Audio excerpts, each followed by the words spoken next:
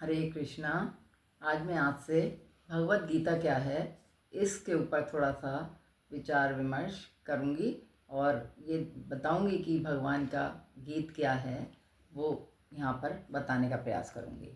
तो यहाँ पर मैं एक श्लोक शील प्रभुपाद जी ने गीता महात्म्य से लिया है, उसका वर्णन यहाँ करना चाहती हूँ मैं, और श्लोक पढ़ूंगी तो उसके बाद मैं उसका अर्थ आपको बताने का प्रयास करूंगी। सर्वोपनिषदो गावो दोग्धा गोपाल नंदना पार्थो वत्स सुधीर भोक्ता दुग्धम गीता मृतम मदहत। तो यहाँ पर क्या कह रहे हैं, प्रभुपाद जी ये बोल रहे हैं कि जो गीता महात्म्य है उसमें बताया गया है कि ये भगवत गीता क्या है, ये भगवान का गीत है। मतलब क्या है, गीत क्या होता है कि जो भगवान ने खुद ही गाया है अपने मुख के द्वारा, अपनी वाणी के द्वारा जो भगवान ने बोला है वो भगवान का गीत होता है।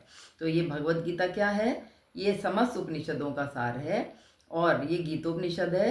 और इसमें क्या है, ये भगवान एक क्या है, इसमें गाय के तुल्य है। भगवत गीता को क्या बताया है, गाय के समान बताया है। और ग्वालवाल के रूप में यहाँ पर कौन है, भगवान श्री कृष्ण स्वयं इस गाय को दूह रहे हैं। और बछड़े के रूप में यहाँ पर श्री कृष्ण ने किसको बनाया है, बछड़ा अर्जुन को बनाया है। और सारे विद्वान तथा शुद्ध भक्त जितने भी हैं वो भगवत गीता के अमृत रूपी इस दुग्ध का पान कर रहे हैं। तो मतलब कहने का क्या हुआ, यहाँ पर भगवत गीता की तुलना गाय से की गई है और ग्वालवाल के रूप में भगवान श्री कृष्ण स्वयं उन गायों को दूह रहे हैं।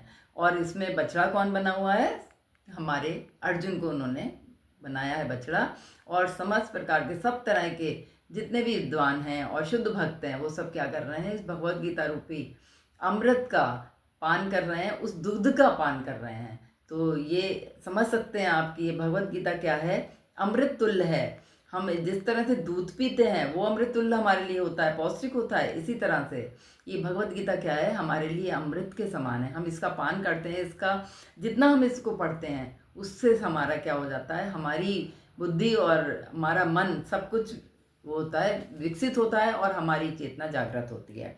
इसके साथ ही मैं एक श्लोक आपसे और शेयर करती हूँ कि आज के युग में लोग एक ही शास्त्र, एक ही धर्म और एक ही वृत्ति और एक ही ईश्वर के पूजा करने के लिए उत्सुक रहते हैं। वो नहीं चाहते कि हम इधर उधर भटकें। तो उसके लिए यहाँ पर प्रभुपाद जी बताते हैं कि एक ही शास्त्र है, वो क्या है, देव की पुत्र गीतम है।